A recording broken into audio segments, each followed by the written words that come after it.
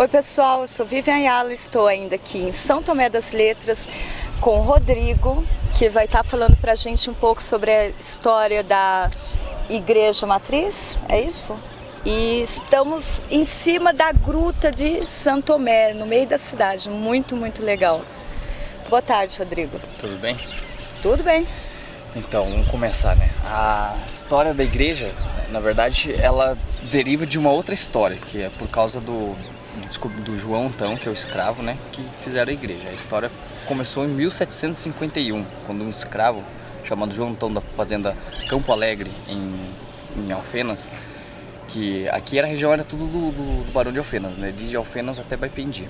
Aí ele tinha um caso com a irmã do barão. E daí o barão descobriu. Aí assim, as inhas foram lá e falaram pro João: foge que o barão descobriu, ele vai vir te matar. Aí ele fugiu e foi para as montanhas mais altas daqui, que na época era o difícil acesso, né? Então era difícil chegar aqui em cima e era onde os escravos se escondiam. Aí ele veio e se escondeu aqui nessa gruta aqui onde a gente está em cima e ficou durante um tempo aqui vivendo de caça, de pesca, das frutas. Os índios que já tinham na região ajudavam eles. E um dia ele voltou para a gruta e encontrou um senhor de vestes brancas que falou para ele, que escreveu uma carta e falou para ele entregar essa carta para o barão, que o barão iria libertar ele. E ele sentiu muita fé naquele homem e pegou a carta e levou pro barão. Chegando lá, o barão ficou, né, achou estranho.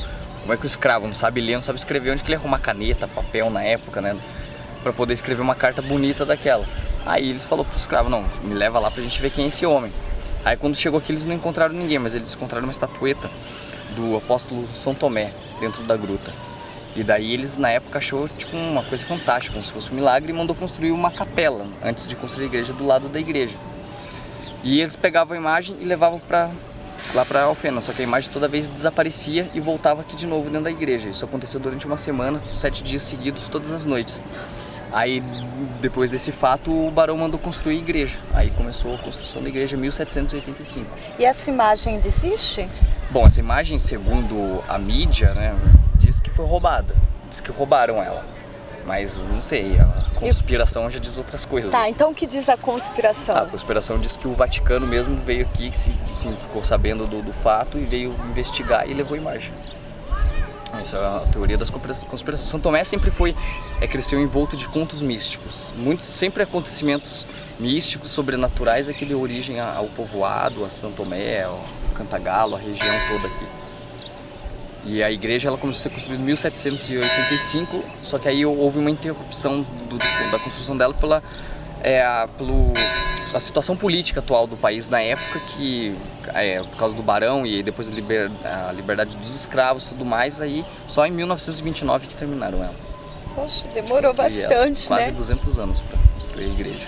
Mas eu acabei de voltar dela e agora falando da parte energética, eu senti uma energia fantástica ali dentro. Sim, eles tem com certeza uma história mística muito forte por detrás de toda essa... Se você for pegar o que é baseado em fatos, documentos e o que é lenda, é muita coisa. Se você for pegar por fatos documentados de coisas que coincidem com a história daqui, você vai descobrir um jesuíta que foi excomungado de Portugal, que veio, por causa que ele pregava que realmente o apóstolo Tomé ou Jesus lá passou pela América catequizando os índios, entendeu?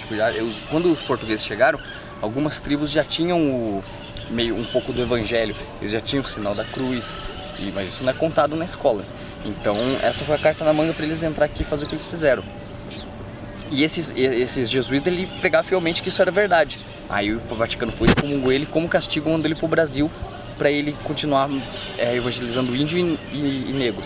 E coincidentemente ele veio parar por aqui. Então pode ser que seja esse jesuíta que o escravo tenha encontrado aqui, entendeu? E não de fato santo, como um milagre, como foi atribuído na época. Também é bem interessante, com certeza. Inclusive ele fez um livro que se chama o Códice. Ele andou a região inteira codificando todas as inscrições rupestres que tem aqui. Ele disse que aquilo era um código a ser decifrado. E esse livro ficou perdido por 200 anos na Inglaterra.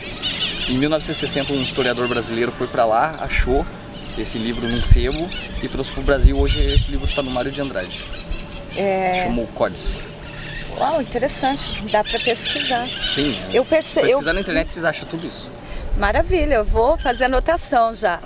Lá embaixo eu vi que tem também uma escritura, né? Uma escrita ali embaixo na gruta. Sim, são as inscrições rupestres de Tequi que datam de mais de 2000 anos atrás e, por incrível que pareça, diferente de todas as outras inscrições rupestres achadas já, essa daqui já foi estudado e provado que é sangue humano. Que é sangue humano? Isso, não é tinta, nem sangue de animal, é sangue humano. Aí o mistério começa a ficar meio forte, né?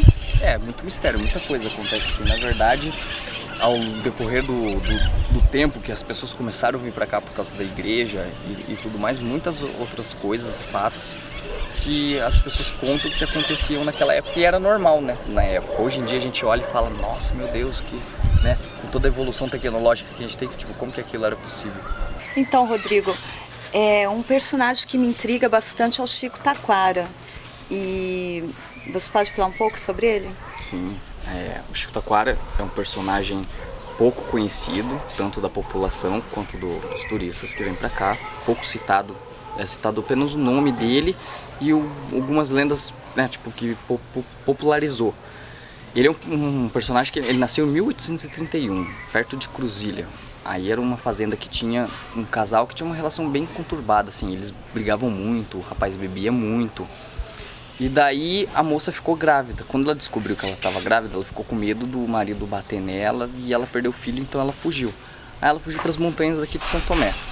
Aí a história conta que um dia ela acordou dentro dessa gruta, ela já estava sem a criança e vinham outras pessoas em volta dela que já seguravam essa criança no colo e falavam para ela ficar calma que eles iam cuidar dessa criança, que ela poderia voltar para casa, que o marido dela nunca mais ia brigar e que ia ficar tudo bem.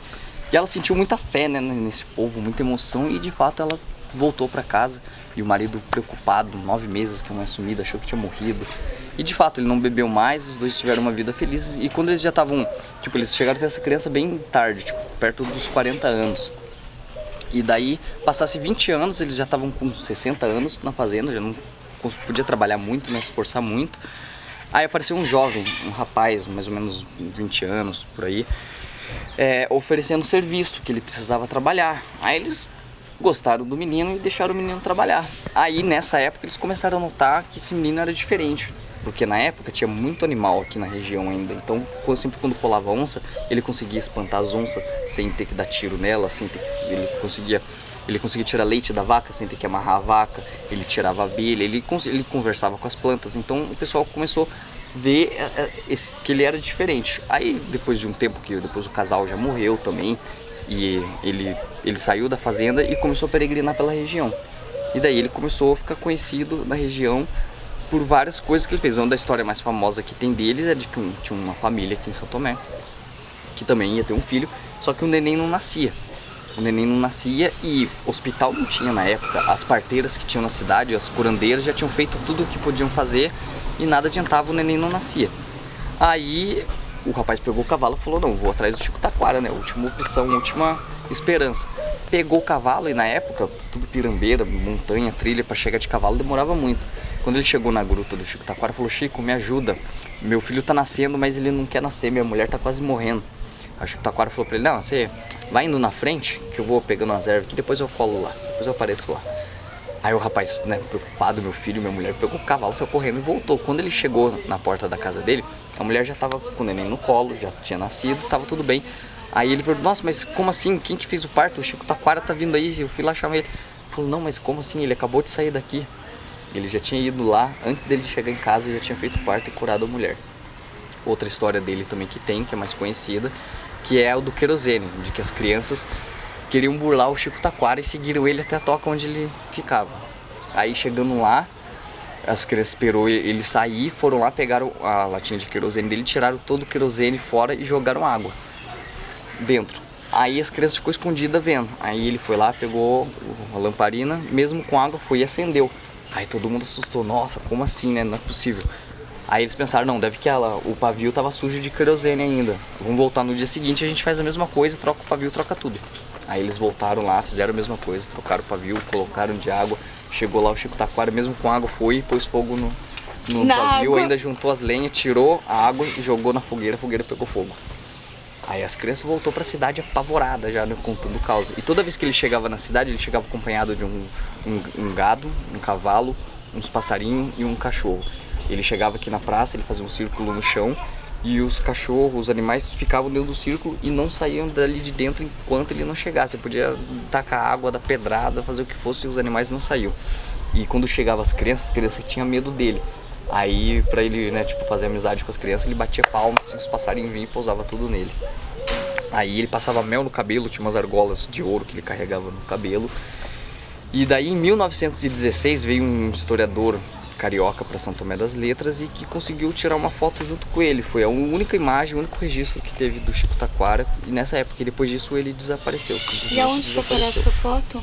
Então, essa foto tem registrado hoje, você acha na internet, algumas pessoas mais antigas daqui de São Tomé que têm acesso.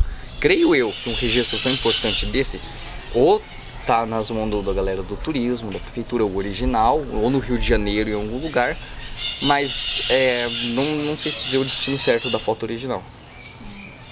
E tem uma outra história dele que, assim, a galera não conhece muito. Eu ouvi falar de pessoas mais antigas aqui de São Tomé, inclusive, tipo, o pai do meu irmão, que é uma das famílias mais antigas de São Tomé, que acho que para conhecer São Tomé, devia conhecer primeiro a família Rosa. Foram os primeiros escravos a vir para cá. Eles são os descendentes diretos dessa geração de escravo daqui de São Tomé que existe até hoje. E daí, inclusive o Joaquim Rosa foi o primeiro extrator de pedra de São Tomé, Antônio Rosa e o Joaquim Rosa também, eles conheceram o Chico Taquara. Eles que tinham amizade com o Chico Taquara e o Chico Taquara ensinou algumas coisas para eles. E até hoje tem alguns da família que ainda benze, ainda faz alguma coisa trazendo toda essa tradição de curandeiro da época, né? E tem essa outra história que fala que o irmão, a família do barão era 8 filhos. Esse barão daqui, que foi o Gabriel Junqueira, era o 7º filho. Aí o 8º filho disse que ele era muito ruim, A família Junqueira sempre foi conhecida pela maldade deles. E ele gostava de judiar de escravo, gostava de bater nos escravos, tudo de ruim que acontecia, que era pra fazer, chama o cara, que ele é o cara, que ele gostava de fazer isso. Aí um belo dia as pernas dele começou a atrofiar, ele parou de andar, não conseguia andar. Aí chamaram o médico do Rio de Janeiro, de São Paulo, de todos os lugares e ninguém, nem o Vaticano conseguiu curar o cara. E o cara começou a atrofiar. Aí o barão já sabia, né, já tinha ouvido falar pelos escravos do Chico Taquara. Aí mandou os escravos e chamou o Chico Taquara. Aí disse que o Chico Taquara chegou, entrou dentro da casa, nessa fazenda. Pediu pra todo mundo sair de dentro da casa. Ficou lá dentro do quarto com esse rapaz umas meia hora e depois saiu de lá com o rapaz andando. Mas isso é uma lenda, tipo, que pouco conhecida, que são poucos assim que contam essa história. Não dá pra afirmar se realmente é verdade ou não. Mas a história que eu contei do querosene e a da criança são as lendas mais, tipo, vivas até hoje. Que todo mundo conta que possivelmente, realmente, eu acredito que deve ter acontecido. Poderia, sim, estudar mais profundamente e ir atrás dessas raízes, dessas famílias, de todo esse pessoal e remontar a história e ver se realmente isso aconteceu. Entendeu? Mas eu acho que uma coisa para viver mais de 200 anos, 300 anos na oratória do pessoal... De boca ao ouvido, né? Tipo, algum fundo de verdade deve ter. Ah, eu imagino que deve ter, sim. Tem gente Suspeito que sim. Tem gente que fala que ele era intraterrestre, que ele entrou por dentro da gruta e não voltou nunca mais. Tem outros que falam que ele pode ter sido morto por animais na mata, mas com o conhecimento que ele tinha, eu acho que era a opção menos razoável era ele ter sido morto por um animal, sendo que ele mesmo batia palma e os animais vinham tudo em cima dele como... De qualquer forma, São Tomé das Letras é tão místico, é tão mágico, que também tanto faz se realmente aconteceu desse jeito ou se realmente aconteceu. O negócio, acho que chegar aqui e sentir, deixar fluir essa energia, e as coisas vão acontecendo também de uma forma quase que por coincidência, mas eu, por exemplo, não acredito em coincidência. Sim. Então, quer dizer, você pensa numa pessoa, você sobe uma rua, vira a outra rua e encontra com a pessoa, né? Então... eu já vi muitas histórias assim, inclusive de amigos que moram aqui, que estudaram junto a vida inteira na mesma escola e nunca trocaram uma palavra, e chegou em São Tomé, os dois morando aqui e fizeram amizade. Coisas incríveis assim. Pra mim é um encontro de almas. Eu acho que realmente São Tomé faz parte de uma das 7 cidades sagradas, segundo algumas escolas iniciáticas, e com certeza é muito importante que as pessoas cheguem a São Tomé para para um autoconhecimento. São Tomé eu vejo assim como, sabe aquela escola do Harry Potter? É como se fosse um pouco eu tava aquilo. falando disso ontem. Às vezes São Tomé, ela é tão extremo, tanto de um lado quanto do outro. Você pode vir pra cá e ficar no muito positivo, ou vir pra cá e de alguma forma é aprendizado também, você ficar muito negativo. Coisas muito boas ou coisas muito ruins também, porque a polarização da energia aqui é muito forte. Acredito eu, creio eu, uma teoria minha de 20 anos de São Tomé, crescido, só não nasci aqui, mas me criei aqui, de que eu acho que essa relação mística de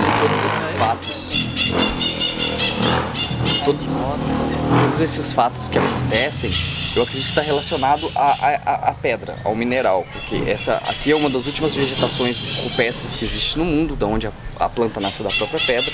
Há indícios de que essa pedra realmente veio do fundo do mar, tem toda uma pesquisa, um estudo geológico, que foi o afundamento de um continente e levantou outro. Dá pra ver claramente aqui. Sim, você pode observar que a árvore, tanto as plantas, elas nascem da própria pedra, elas não têm terra. Você pode tirar a terra, você vai ver que elas estão na pedra. Então eu acho que essa pedra daqui, ela tem um potencial energético muito forte, e eu acho que isso afeta sim a mente e o corpo das pessoas, e por isso tem pessoas que vêm pra cá, reagem de certa forma, tem pessoas que vêm pra cá, vivia em São Paulo, tomava remédio, chegou aqui, parou de tomar remédio e vive super bem. Tem gente que é o contrário, que nunca tomou remédio, chegou aqui e surtou, e não voltou nunca mais, e continua louco, internado até hoje. Então é muito forte os extremos aqui, entendeu? Se você for parar e pesquisar e estudar a forma de vida em São Tomé, como acontece com os moradores daqui, com os pessoal que vem de fora, você vai notar certos tipos de padrões de coisas tipo místicas ou não, ou psíquicas, né, talvez, que acontecem de uma forma que assusta às vezes.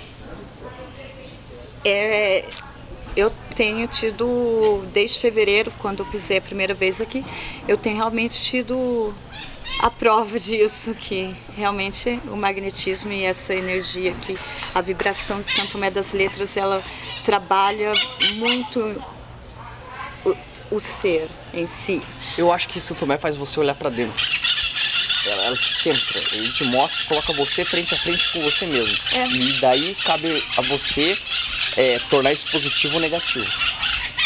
Então eu acho que esse é o que faz as pessoas, às vezes, né, tipo, tender ou pro lado bom da coisa ou pro lado ruim. É aquilo que a gente sempre fala, né? São Tomé das Letras atrai muitos malucos, atrai muitos místicos, atrai pessoas simples e normais também. E eu acho que é uma cidade, é um chakra, como dizem, chakra do mundo, né? Tá aberto para comunicação, para amizade, para tudo. Eu boto fé, assim, eu falo pro pessoal, assim, brincando, assim, né, que São Tomé é o chakra da aceitação. Porque quando as pessoas que vêm pra cá, você vê, tipo, tem aquela fama de, nossa, São Tomé tem muito louco. Você vê uma galera louca, mas por quê? Porque aqui ele é aceito. Aqui ele não é louco. Aqui ele consegue exercer, tipo assim, ser ele mesmo, sem um julgamento tão profundo e violento quanto seria se fosse numa cidade de São Paulo, que ele seria preso ou morto como um mendigo, ou estaria internado numa clínica à base de remédios fortíssimos. E você vê que às vezes a índole dessa pessoa que muda, às vezes lá ela é agressiva. Por quê? Porque ela se sente oprimida. Ela sente uma necessidade de defesa que às vezes nem existe, mas pela pressão social aquilo faz isso com ela. Aqui não. Aqui ela não tem essa pressão. Então ela consegue ser ela e ela não sente necessidade dessa defesa. Então ela fica melhor. Ou ela não aguenta esse choque e vai embora. E vai embora ou surta também, né? Então eu acho que, tipo, eu falo pro pessoal, a espiritualidade e a loucura é como se a espiritualidade fosse uma montanha e a loucura fosse um fio de cabelo que segura ela, entendeu? Então é um passo de uma coisa para outra. Você saber diferenciar o psíquico do místico e do esquizofrênico, assim, é um passo muito importante para você poder entender coisas que acontecem aqui, ou não só aqui, mas como na vida também, sabe? Porque aqui você tem algumas provas reais de loucura, provas reais de misticismo e provas reais tipo de psíquico, assim, de coisas psíquicas. E inclusive um tempo atrás, na casa de um amigo meu, por uma histeria geral, andou rolando, talvez a gente poderia chamar de poltergeist, ou não sei como, de manifestações. Nossa, que massa! Mas acredito eu que seja o âmbito psíquico da galera de gostar Que tanto, se materializou. que se materializou por conta disso, entendeu? Então é muito importante observar a profundo para você não confundir, entendeu? Tipo, uma coisa há 200 anos atrás, como que uma pessoa conseguia curar com as mãos sem ter nenhuma ferramenta e nenhum medicamento? Isso pra mim é um fato místico, certo? Agora, tipo, uma histeria generalizada no local onde começa a ter manifestações já é um âmbito psíquico que eu penso da minha parte, que eu acredito, assim, entendeu? Então é bem sutil, é bem sutil. Então a gente tem que saber diferenciar mesmo para poder entender e tirar o maior proveito que a gente puder desse ensinamento que a montanha, né, tipo, a pedra, as energias todas traz pra gente. Obrigado, Rodrigo. É bem interessante esse bate-papo com você. Espero que o pessoal queiram vir até aqui conhecer de perto essas histórias, essas coisas místicas. E é isso aí, obrigada. De nada, obrigado a vocês aí. E espero que as pessoas venham conhecer mesmo e experimentar fisicamente, né? Espiritualmente, essa experiência que vale muito a pena. Essa energia. Isso. Obrigada.